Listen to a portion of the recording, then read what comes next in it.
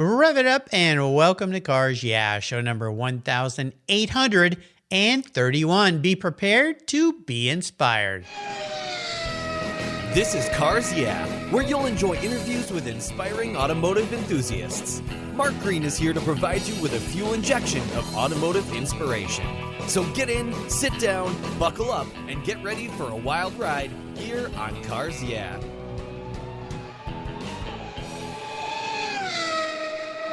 Hello, inspiring automotive enthusiasts, and welcome to Cars Yeah. Today I'm in beautiful Laguna Niguel, California, with a very special guest by the name of Alexander Klatt. Hey, Alex, welcome to Cars Yeah. Do you have it in gear, and are you ready to release the clutch? Hi, Mark. I'm ready to release the clutch. Let's go. We're going to have some fun today. Now, before I give you a proper introduction, would you share one little thing that maybe most people don't know about you? You know what's crazy? And I'm a car nut forever, and people know about it. A lot of people know about it. But what they don't know is that I own a beautiful replica of a Porsche 550 Spider, which is so special, and I have a lot of fun with it. So that's my secret. Well, I'll tell you something. For listeners out there, Alex and I connected before we connected today, and he sent me a picture of that car. And my regular listeners know that I had a Beck Spider, so Alex and I got to share that experience. And I tell you, there's no better place to have one of those cars than where you live. You're just a few blocks away from my mom and my sister down there, so I'm very jealous because when I had one up here, I couldn't drive it very much because it had no top and it rained so much. But your car is cool. Now, mine was a Beck Spider. Who built your car? Mine is a vintage Spider, Yep. Also out of L.A. Yep, aware of them. I've been to their facility. Yeah, they do a really nice build. Now, yours is black with red interior, right? Yes, and I tell you, I love the 550 for a long time.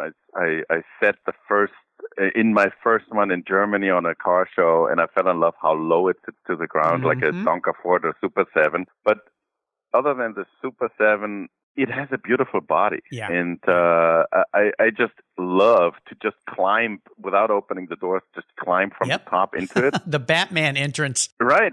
But for me, it was so... the 550 Spider is such a strong identity to be silver or light metallic blue or something like this, or even white.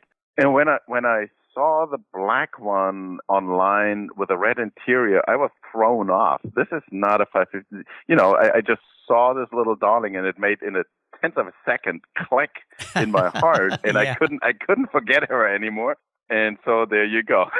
Well, I tell you, being a designer and myself as well, those cars have always had a special place in my heart. That's why I like the Porsche Cayman. To me, the Cayman, even the Boxster, has a bit of that 550 heritage about it. And I love the 911. I've had lots of 911s, but I've always thought, I'd like to have a Cayman someday. I think has a lot of the same feel. So I think we're going to get along very well today. Let me give you a proper introduction. Alexander Klatt is the Chief Creative Officer at Automobili Estrema. He's an automotive designer whose expertise lies in understanding the holistic creation process of a new vehicle, from exploration to conception to 3D modeling and surfacing for tooling. Alexander is part of the team at Automobili Estrema, a new player in the high-end electric vehicle arena. The brand represents the perfect blend of extremely different elements, innovation, and revolutionary technologies with beautiful Italian styling and craftsmanship. His career includes time with Mercedes-Benz, BMW, Fisker, and chair at the Graduate Study Program for Transportation Design at the College of Creative Studies in Detroit, and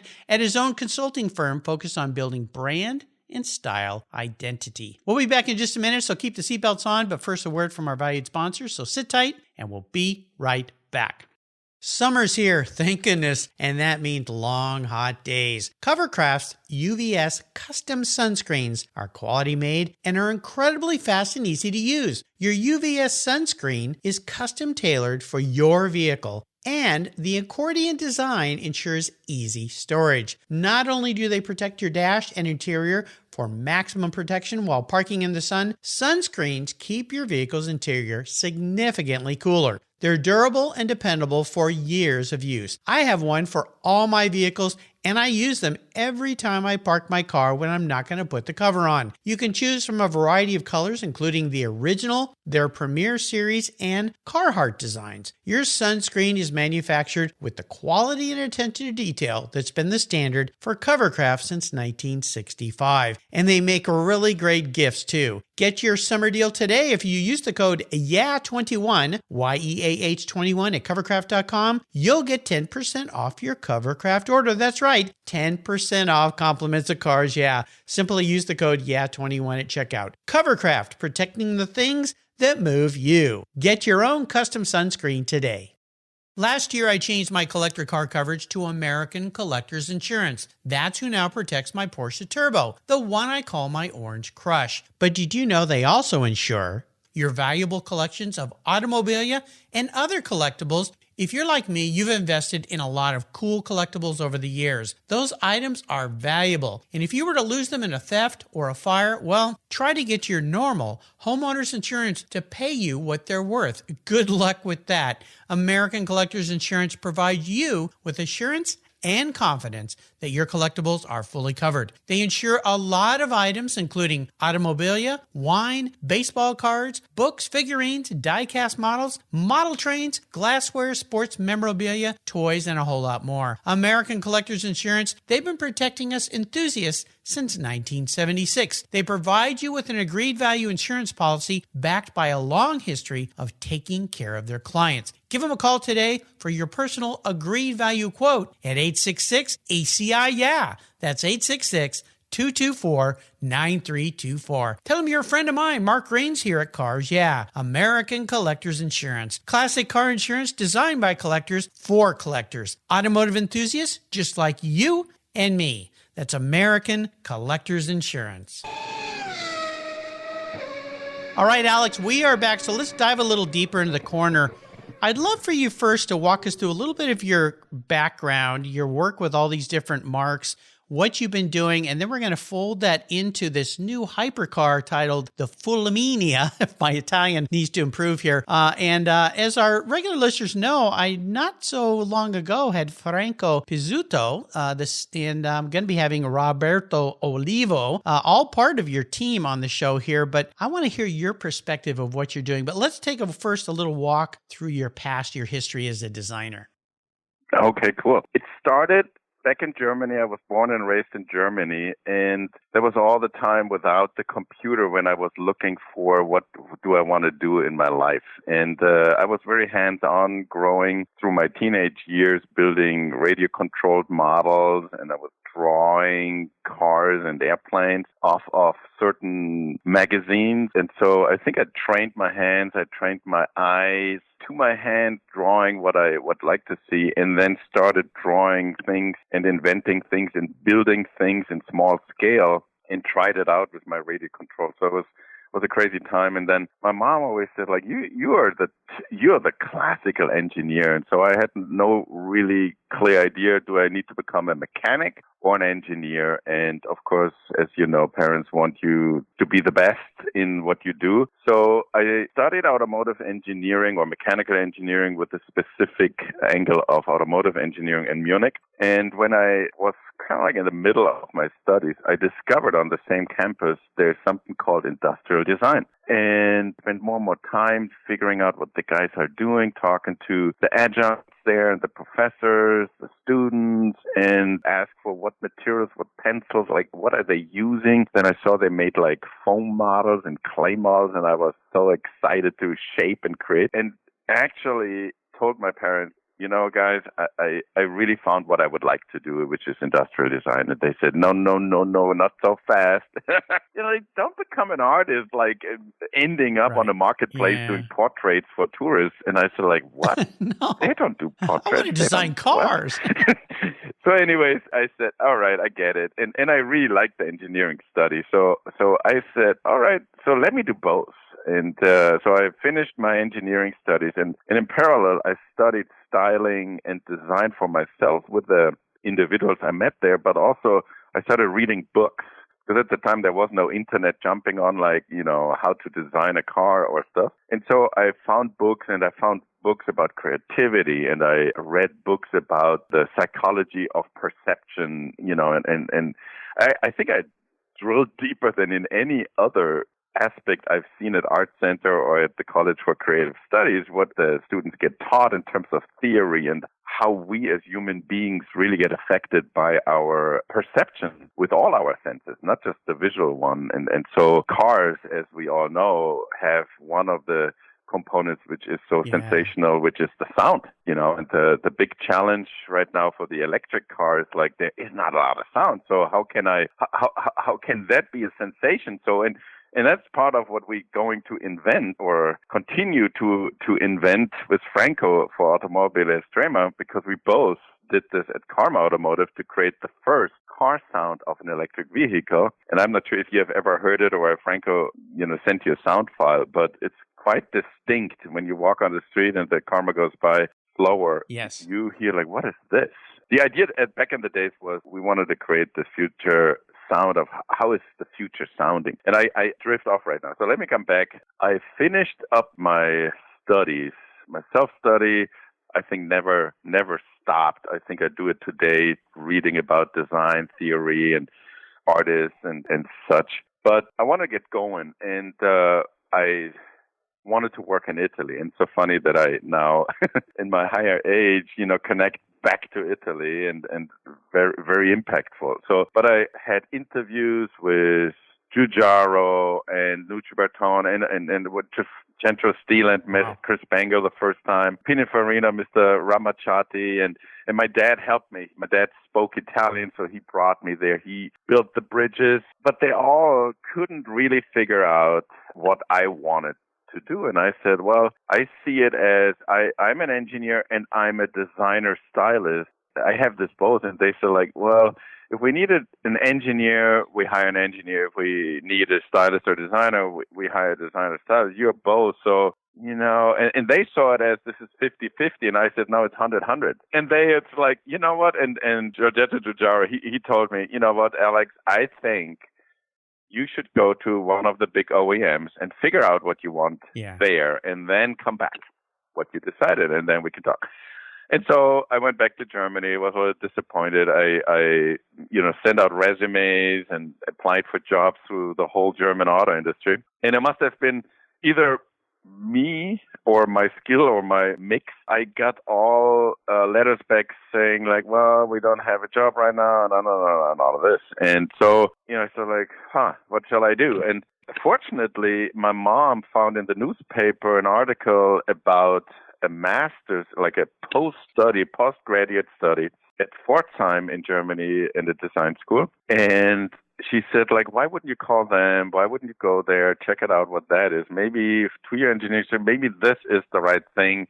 Now we get it. You really want to go this route. Go. So I went there and met by chance before the interview. They had an interview scheduled for me. Mr. Galitzendorfer from Mercedes. He was like a high-ranked Mercedes design director. And he said, can I see your portfolio? What are you doing here? And I said, like, well, I want to blah, blah, blah. And he said, he looked through my stuff. He's like, you don't need to come to that school. You come to Mercedes. And as it is, the only brand I didn't apply for was Mercedes, because for me, they were like on a pedestal. I couldn't see myself as young rookie working for Mercedes. It was just too far out of my box.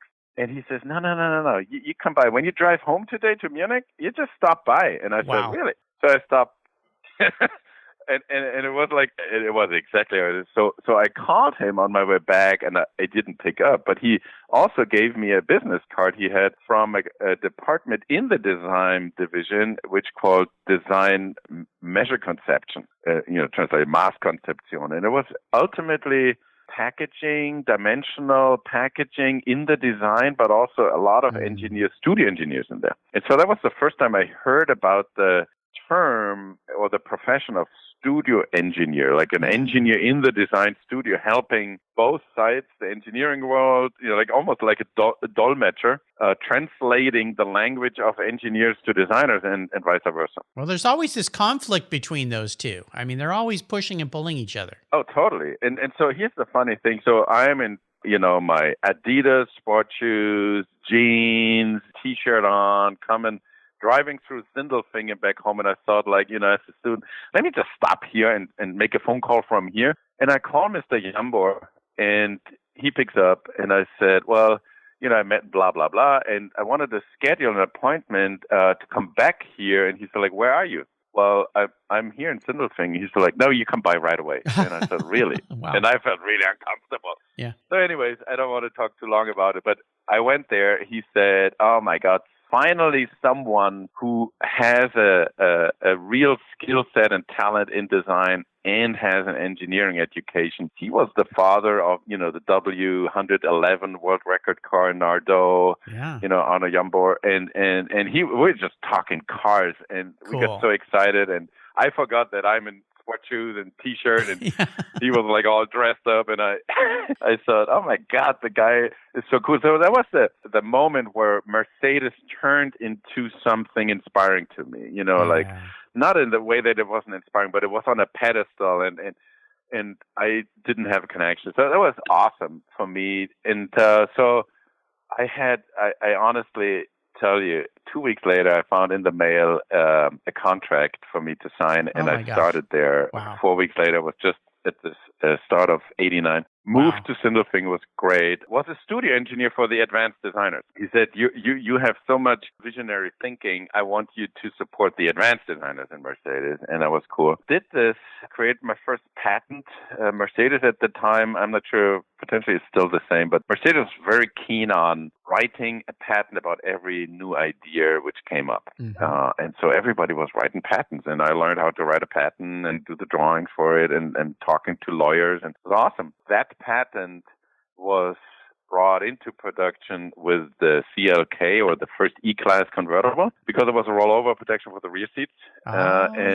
Yes. And they kept it in production for all CLKs for 3 generations. So I made every year a good $4,000 to $5,000 as side income while I was at BMW, and moved on. Even when I was in California, I still got a check. It was cool. And so I realized it is relevant to not just have an idea, but also make something out of it. It's fascinating. Well, let's fast forward into the Fulminia, which is this incredible hypercar you guys are building at Estrema. Tell us a little bit about your perception of what this vehicle is. Yeah, and when you say perception, I see it the other way around, because I created it. So the perception for you as the audience is eventually a beautiful automobile. It looks fast, it looks Italian, and that's exactly the intention, what we wanted to achieve with this. But what we put into it was more based on the experience I collected during my BMW days, and this is the brand aspect. You remember the BMW days so I was in the design department, I was a designer for BMW, and I really researched into the heritage of what BMW style was at the time, was before, and what made BMW so elegant automobiles inside out. And when BMW acquired the Mini brand and then the Rolls-Royce brand, it was a challenge for us to not create small BMWs as Minis or large BMWs as Rolls-Royces. It was the working together with brand specialists in BMW, which were very special, and to research out and to write out and to define the brand values as the main purpose of that brand and the values for the people who are either owners or fans of that brand. And so I realized that with a certain brand identity comes a certain style identity, and we often don't. I mean, sometimes for me it's so obvious, but sometimes when I start talking about it, it's like, yeah, you're right. So let's just Porsche or Automobili Estrema. So if you know about it, like I just learned about it, how to do it, it is quite wonderful to fill a white piece of paper. And that's what I did with Franco, because I know him. He was the first investor into Karma Automotive, and we met at every event. And so we always talked, and he speaks good German, so I kept up with my German living in California. And when he called me last fall and he said, Alex, I want to get going. And I said, I want to create this brand. I want to found this, and and we're looking for the name and stuff. Like, I want to brainstorm with you. I want to get going. And I said, like, man, God, Franco, this is such a beautiful opportunity for me to fill a white together, Yeah. still a white piece of paper, to find the right name, Estrema, because different names. And there was Fulminia at the very beginning of Lightning Fast. So there was so much brainstorming in a holistic way of what technology could come in, what is available, and what do we want to do. A laboratory of technology, but an Italian brand. So everything I learned about a brand identity is if you set it up you can set it up at the very beginning, but what you have to do is you have to base it on very authentic qualities or values. And if you find a way to communicate those in a very clear way so that everybody understands it and that it doesn't, it's not too complicated for people to understand or too sophisticated. If it's clearly to understand, then just be consistent with that, whatever you do, and you will automatically create and build a strong brand. And that's what we started. So Franco just said he trusts me blindly with my design. He saw me creating, he saw me executing, he saw me leading the team to success, and so he said, like, Alex, I want you to take this leadership on, and I proposed, Franco, I'm a German. I live in California. This is a very odd, authentic reality to create an authentic Italian automobile. And so I want to work with Italian designers on this, car designers, but I want extreme, we geared around something really extreme to do. So we were looking for concept artists, like Hollywood has concept artists working for movie cars and video game, and stuff. So we were looking for someone. We found Apta Design with Luigi Memola, and we said, like, hey, Luigi, you can come up with two directions for us to play with. It has to be very Italian, but it has to be very fast. And what would you do? And so he said, oh, all right, let me do it. It will be fun. He came up with two directions. He involved another designer, Alessandro Fini, he knew. And so, in design is always important to have two poles, like one pole in this direction, one pole in that.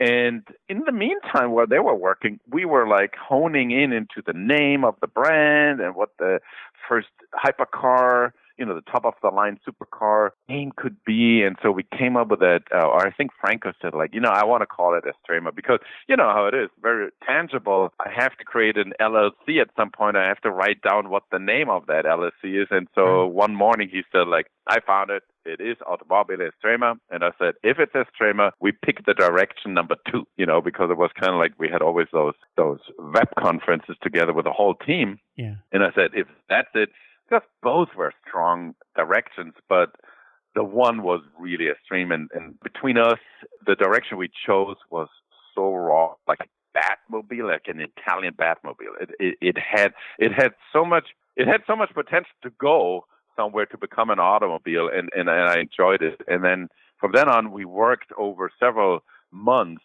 this real automobile with the quality of automotive surfacing and all the detailing. The lightning bolt became the main theme because of lightning speed and the electric lightning bolt. We put it into the logo. We had help from another automotive Italian designer, Davide Dessi, who helped us with the logo and the badge work and stuff. So it was just awesome. I tell you, it was awesome. That was the best experience in my whole career. Well, Estrema, Italian for extreme, typically is a feminine singular word, but it's normally meant as an adjective and it's rarely used as a noun. But I get it because cars are typically female. That's what we all, my car is a gal, that kind of thing. So it kind of makes a whole lot of sense. And I think it's just absolutely stunning what you've created here. We're going to take a little short break for our sponsors, and we come back. We'll talk a little bit more about this. We'll talk about maybe some challenges that you face with this vehicle. So sit tight, and we're going to be right back. Okay. What began as a charitable car show has grown into the world's greatest collector car auctions, raising over $133 million for charitable organizations to date. For nearly 50 years, automotive enthusiasts from all over the world have enjoyed the Barrett-Jackson collector car auctions, and I'm a huge fan. Regarded as the barometer of the collector car industry, their auctions are world-class lifestyle events where thousands of the world's most sought-after, unique, and valuable automobiles cross the block in front of a global audience, in person, on TV, or streamed online. Barrett-Jackson produces the world's greatest collector car auctions in Scottsdale, Arizona, Palm Beach, Florida, Las Vegas, Nevada, and new for 2021, Houston, Texas. The excitement of Barrett-Jackson auctions is contagious, and a unique experience is not to be missed. And coming soon, something new for you Cars Yeah listeners.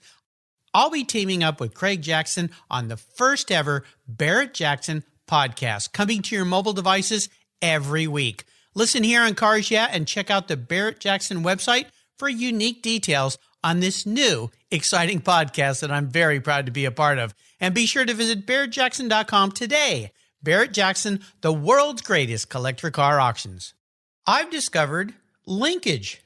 It's a new quarterly publication and website that covers the automotive market, driving, restoring, collecting, and discovering your passion for motor vehicles. Linkage is about experiences, opinions, and values. Linkage is an actual informed, reasoned opinion based on first-hand experiences. A talented Linkage team covers the automotive world, the people who share your passion and mine, smart, considered, rational, and experienced opinions, ones you can learn from and grow. That includes our passion that drives auctions and the collector car market. So come with me and join us on this journey. And be sure to use the code CARSYEAH when you subscribe, and they'll give you $10 off. Boom! Linkage, geared for the automotive life. Subscribe today at linkagemag.com.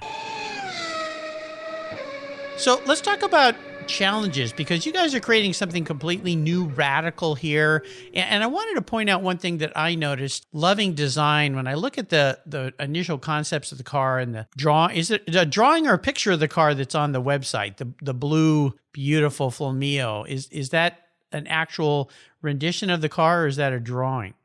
So depending on what you look at, we always kept it blue, azzurro blue, because of the Italian, the Italian azzurro color from the Savoia family.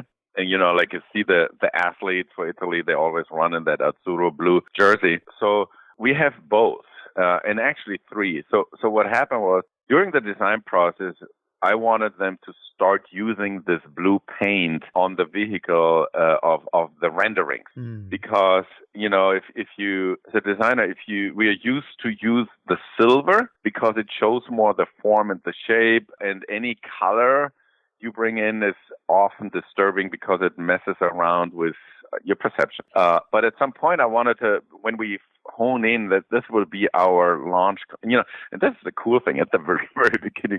Based on our experience, we know what's going to happen downstream, so we can already, in renderings or in models, we can already dial in the right color, the paint, what the effect's going to be, and then make improvements towards that, in the shape or how radical the shape needs to be so that you can even read that it's so extreme. Mm-hmm. An example, the flat red Rosso Corsa from Ferrari, the heritage color for Ferrari, swallows a lot of form. Yes. It just takes away all the sophistication of surfacing. And it's fine in the Ferrari world, but I wanted to find a way of how we also continue reading the sophistication of the surfacing. And so for us, it became important that the blue is not just a flat blue, but it is a beautiful effect paint blue, which models the surfaces in every aspect, from dark to bright. And so Luigi is a master in doing renderings, because think about it. His creations live in the digital video game space, and everything is digital. It's all bits and bytes, and how they render and what's going on there has a lot to do with light effects and stuff. And I said, Luigi, please do really realistic rendering. So he gave us a lot of realistic renderings, which looks completely real. And one of the things I was going to note is your passion, and going back to Porsche, is those Oz racing wheels, which remind me of the 935 race cars from back in time. The way they put those big cones on the outside of the wheels to vent the air out of the braking and so forth. The whole thing is stunning. And listeners, I'm going to put links to the website. You got to go and check this out. The angles, the forms, and what he did when he rendered this. It looks completely real. And it's so stunning, and all the cuts and angles and the way the paint flows over. I'm in love. It's just. Let me give you one help to your question. Every image you see indoors is real. So we had the launch, the unveil of the real full-scale prototype in the museum in Torino, the car museum in Torino, which was all indoor photography. All indoor photography is real automobile. Nice. Everything outdoors and themed outdoors and real sunlight on it is all rendering. I got you. They're realistic rendering. The crossover is fascinating. Now, I would assume when you're creating something from the white paper, as you so eloquently put it, this whole new thing is fraught with challenges. And we could talk for hours about challenges, but let's just pick one for today that really, really was a big challenge as you saw it, as you guys developed this car. What was that? Well, I know there's so many, right? Well, it was, and it wasn't a challenge. I think it was more maybe for the holistic team. So we have a small core team of Roberto and Franco, but they are experienced about the design process to a certain level and certain degree. And then we have engineers on the team which are, on the battery system or in the total vehicle or the testing. Paul and Jerry and Mark, and they're not so familiar with the design process. So I think the challenge was by us not being in one room and looking on our 80% nonverbal communication body language. Franco talked about this. Yeah. Right? Yeah. That the designers, think about it, Italian designers, right? So they're very emotional. Oh, yeah. They're loving what they're doing. And any critique point is almost that you mess with their girlfriend. Yeah. And what do you mean she's not perfect? What do you mean, like cutting big holes in the end to exhaust heat air from the battery? So it was more, and Franco enjoyed this, how I, with my leadership experience, was more diplomatic of leading the stylists, the designers toward implementing certain improvements, how we as a team saw important to have certain elements dialed down from this very conceptual look and feel. Yeah. And one challenge was, and it was actually, it's funny, it's two, but the one was not actually a challenge. It was just messing with Luigi's girlfriend. And so it was somehow the crown of the front hood. Think about the front area between between the fenders. Yes. The hood was always flat. It didn't have enough crown. It didn't have enough tension fore aft or cross car. And I think almost in every review, it became the running comment or it turned into a joke about, hey, don't forget about the crown and the front hood. Yeah. Why is that not there anymore? Well, and I think they focused on other areas and then, the front hood. But somehow we felt this. It wasn't really a challenge, but the challenge was the communication and not sitting there looking over the shoulder and just doing it. Right. The more tougher one was the belief of Alessandro Fini of that upper, he called it the spoon. And it was, if you look on the, like in the B pillar area, that air intake, the carbon fiber air intake, where the badge Fulminia is sitting on. Yes. That panel was like a spoon reaching far into the roof area, and it was disattached to the body. So it was hovering. And he just had that vision of the air scoops, getting more in, and maybe we just move it up and it becomes an air brake and all those type of things. How a designer believes physics is a different thing than engineers know physics. And so it took us a long time in terms of convincing him that for this full-scale prototype we're going to put in front of international journalists and investors, we need to bring this flush to the body. Even if I personally like his thinking and his idea, it was so important that it becomes flush and elegant and doesn't stick out as a thorn of this design. And he was quite resistant, and at some point he just gave in and said, like, okay, for this car we do it. Let's review it later when we go into production. I think from a challenge point of view, that was eventually the toughest nut to crack on a designer, even for me. But I tell you one thing, what I learned throughout my career, and that is react and change in the moment you see something is wrong, and then change it. And there's two examples. I think the first time I realized it was in BMW when I created the 3 Series interior. And creating an interior dashboard in a studio environment, full-scale modeling, there is no road, there's no car around it. You just have the dashboard and some B-pillars. So I thought that the dashboard height, sitting towards the height and how I look over the dashboard out to the outside, right, is the right way of how I feel sitting in the car. When I was invited to come to Aschheim, which is the BMW's internal track testing and validation in Munich, I went out there and I was excited. I sit in the car and I said, I wanted to get the seat further down. And I said, why is the seat down? Something's wrong with the seat. I need to sit lower. So no, this is how it is. This is everything. But then the dashboard is mounted too low. This is not how it is. And then I drove it. I don't believe this is not. Something is really wrong. Something's off. We went into the CAD data, and everything was exactly how we always had. And I said, this need to change. And they said, we cannot change this. I mean, we would have to change the whole car. So I learned that this was way too late. But I did not realize it. So from then on, I said, okay, whatever interior I create next, this will be a rolling prototype type of modeling thing where I wanted to define seating, the seat travel, where the root of the windshield is, how the dashboard top surface sits. I need to correct this outside somewhere. It has to be different. And from Parma Automotive on, we did this outside. We tested it, and it was it. And even then, I didn't trust it, so I made the seat traveling or brought the dashboard even a little bit higher. So somehow I want to sit low in a car. This is, I think, what drives me. Nobody else had this issue, but I had it. And so to set this up right, so I think one of my messages is if you feel something is wrong and strongly feel it's wrong, change it in the moment. If you wait a week, a month, you will have to convince way more people, spend way more money to change this in the development process up until you cannot change it at all. I had a similar brutal reality about the shifter.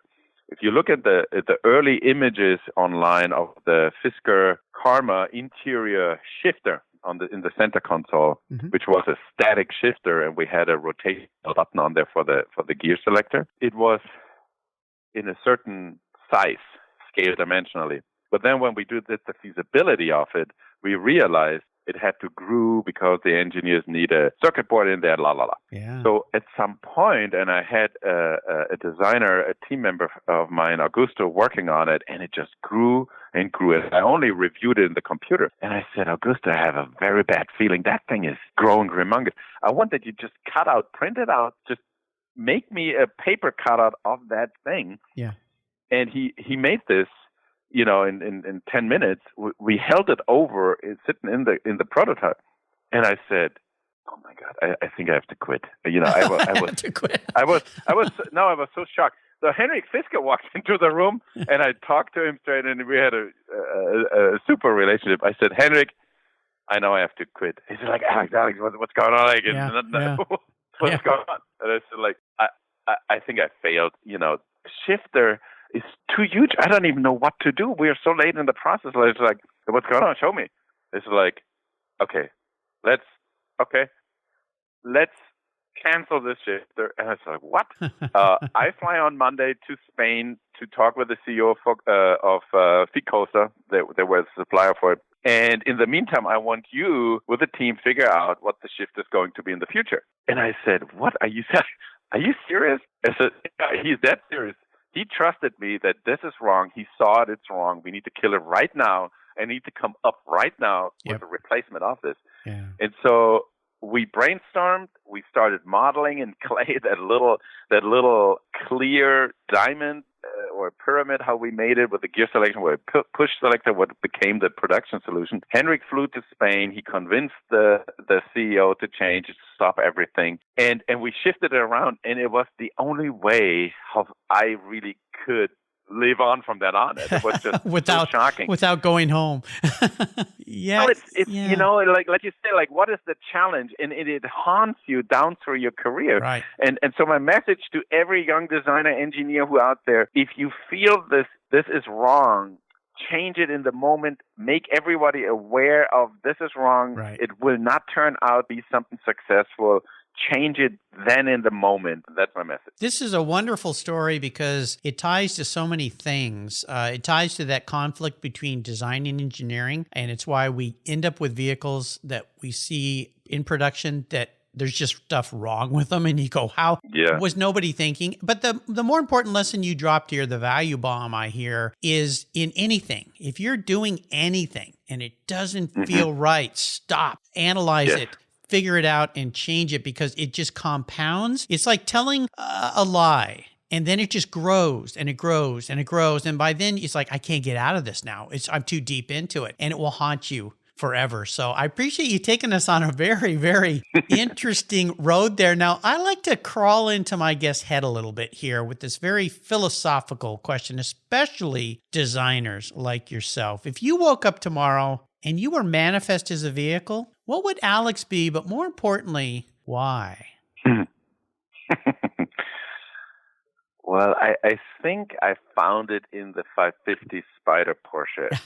Nice. Yeah, and it's like how you just asked me, it came spontaneous to my mind because it is not too big. I'm not the big head guy, even if I think a lot, but I don't need to be the star for whatever reason. You know, my wife sometimes asks me, like, you did this, like, why don't you go out there like all the other designers and claim it and be the same? I said, like, I don't know. I just enjoy creating it, and I enjoy it when I see it, and I enjoy when I'm driving it. I just enjoy it more, and I like to share it with others and enjoy it. So so I think I would not be as too big, grandiose type of vehicle. I think I keep myself fit, so it has muscle, but it's still not a muscle car. It is open. I think I'm an open person. I have an open mind. Nice. I love space. Light, I cannot live in a cluttered, like enclosed. That's why I love California so much in the outdoors. And it has such a character. It has an awesome sound. The car, like, not that I sound awesome, but I like to laugh loud with people, and you see I'm enthusiastic about it. So you might hear me in a party or somewhere, you might hear me talking, so I'm recognizable. I'm characteristic maybe in what I'm saying and doing. And so maybe this is how I feel and why I would be that. I like it. You thought that through very nicely, Alex, and I appreciate that. And I think the word I would find here is humble, and there's nothing wrong with being humble while you love what you're doing. So I think that's great. Now, is there a book that you'd like to share with our listeners? Because we always talk about great reading, great books. Is there one maybe that you've read recently you'd like to share? Let me think. I read it again. I read it earlier. It's a German book, actually, and it's from Stefan Ramler, German, and he's a researcher about future scenarios, and it's called Schubumkehr. It's German for what would that be? Thrust reversal. Schubumkehr is like when a jet goes and it turns it the other way to slow down. Thrust reversal. I'm not sure if it's in English available, but it's about the future of mobility. Ah, okay. So Very cool. thrust reversal, the future of mobility. It's awesome how he writes it. And I tell you why it's awesome. He writes in that book so many scenarios about the future holistically as essays.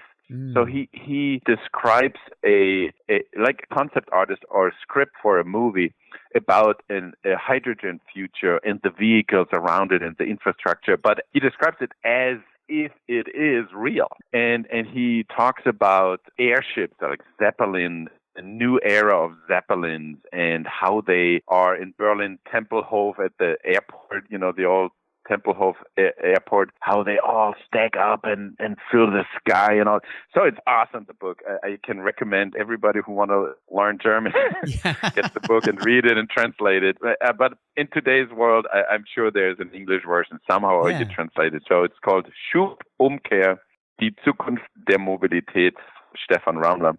And then there's another fascinating book. I tell you, I just got out because I wanted to look for certain things in terms of material science. And it's a book, it's an English book. I read it around the year 2000. And it's from John Brockman. Brockman, yeah. K is like a CK in the middle, Brockman. And the title is The Next 50 Years. And I always live in the future as designer. And it is, there are essays, I think it's 25 essays from the 25 most world-leading scientists at that time.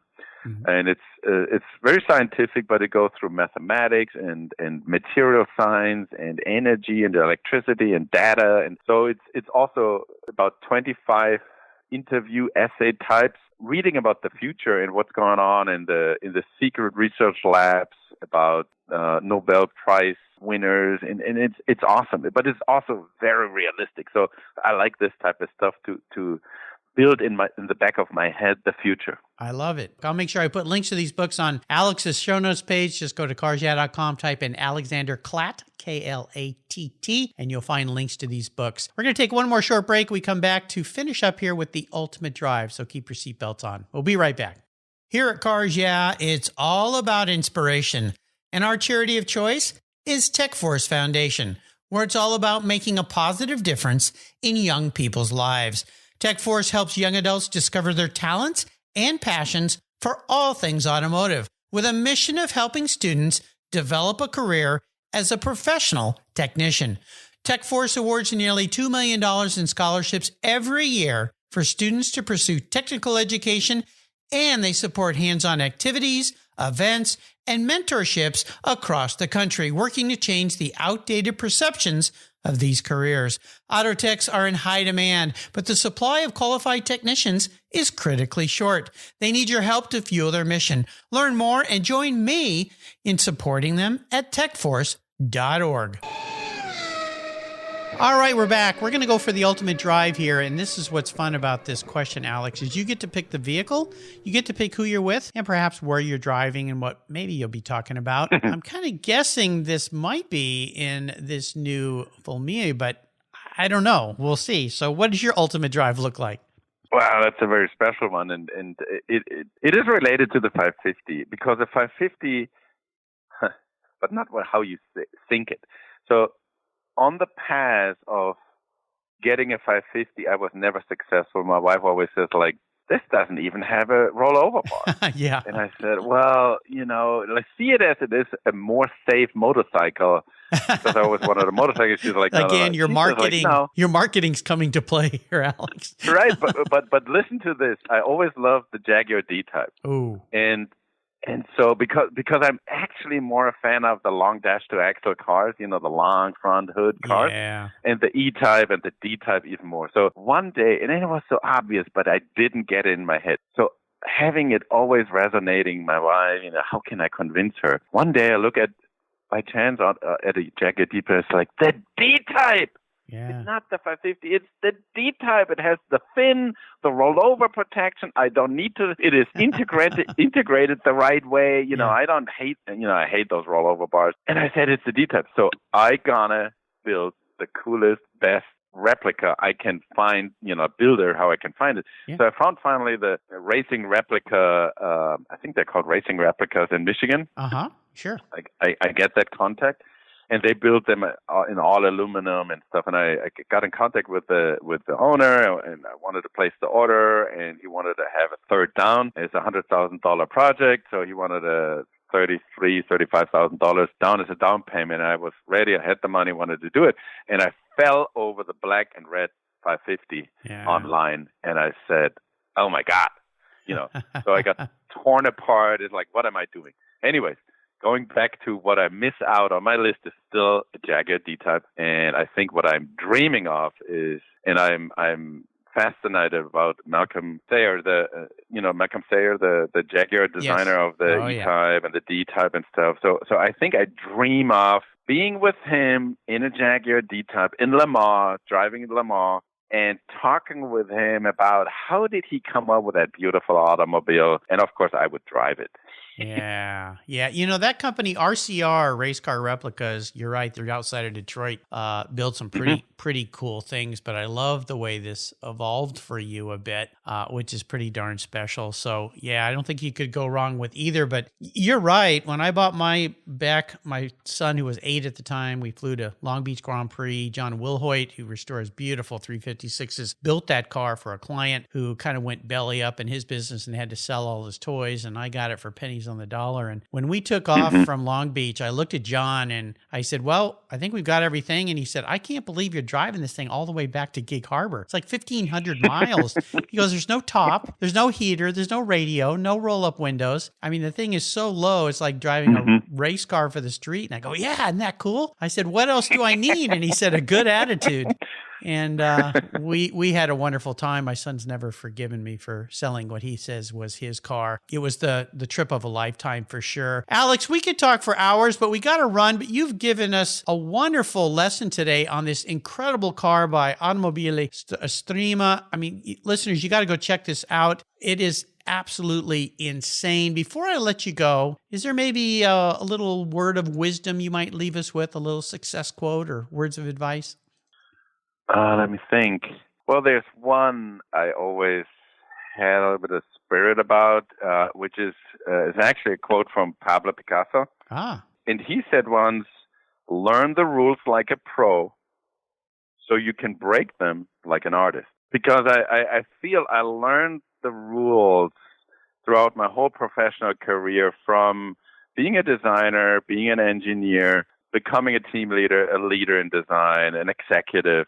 And so now I'm in the fun space with Franco, for example, but also with other. I have a consultancy, and I'm right now sitting in this role for Franco as the chief creative officer. But I also have my own consultancy, so I work on projects everywhere. And I think my thrive is to break the rules because I know where you can break them, be successful, and where you better don't break the rules, or bend the rules at least. And the spirit of an artist, where I believe an artist has always to keep up with the time, has always to know what's going on, has always to try and error things and experiment with new media and new software and new things to stay an artist and express yourself. But also don't forget about the beautiful media of the past and how you can express or impress somebody else with a creation. So this is my spirit. It's wonderful. And I'll put a link to their website, Automobili Estrema.it. You can go and check out the vehicle. What is your business website? Do you have a website for your consultancy? I have one, but I don't really use it. I started with my wife to use it more as a starting point for a fashion label, and then we stopped. So LA Flavor, I'm a German in California, so I thought, what is special about me in California? And I thought LA Flavor would be kind of like fitting to the mindset and the cultural mix here. Okay. And so, but the website, please go there, but don't expect I talk about design or my projects or anything. It's more the spirit eventually. So go ahead, LAFLAVR.com. Got it. But the best about, if you wanted to look up and connect with me, is on LinkedIn. I have a LinkedIn profile. See a lot of current activities and posts of myself in regards to Automobili Estrema, but also former projects, a little bit about my career, what I did before. So you find more about me, what I'm doing, and my contact email address. So they're on LinkedIn. All right. Absolutely. I want to do a shout out to Rafael Oporro at Studio RPR. He's the one who introduced me to Alexander and to the other teammates there at Estrema. So much fun. If you missed my talk with Franco, go back and listen to it on Cars Yeah. It was just about a week or so ago. We had a wonderful talk. And of course, your other friend there is coming up soon. So we're going to have some wonderful times here on Cars Yeah, talking about this new car. Alex, hey, thank you for being so generous today with your time and expertise and for sharing what you guys are doing. This is so exciting. Until you and I talk again, maybe one day we can take a drive in the Fulmia. I'll see you down the road. Yes, we will, Mark. Thank you so much for having me. It was inspiring, the conversation. Thank you very much. This was great. Thank you so much for joining us on today's ride here at Cars Yeah. Drive on over to carsyeah.com to find show notes and inspiring automotive fun. Download your free copy of Filler Up, a fun book filled with gorgeous photographs of fuel filler fun, including quotes from more inspiring automotive enthusiasts. Download your copy today, and we'll see you next time on Cars Yeah!